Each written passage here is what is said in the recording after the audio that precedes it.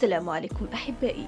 تعرضت الفنانة ياسمين صبري لانتقادات حادة من جمهورها بعد نشرها صورا جديدة عبر الإنستغرام ظهرت فيها خلال زيارتها لمدينة الملاهي في الرياض، وذلك بعد زيارة لاعب كرة القدم الشهير كريستيانو رونالدو برفقة صديقته جورجينا وأبنائهما لمدينة الملاهي نفسها، حيث ظهرت ياسمين صبري في صور بنفس إطلالة التي اعتمدتها جورجينا. كما بدت ياسمين في صور وهي تمسك بدبدوب كبير مثل الصورة التي التقطتها جورجينا في مدينة الملاهي.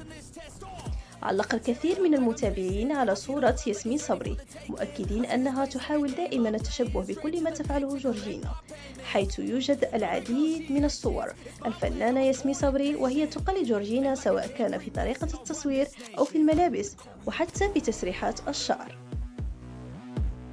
ما رأيكم؟ هل هي فعلا تقلد جورجينا أم هي فقط هناك تشابه في الأذواق؟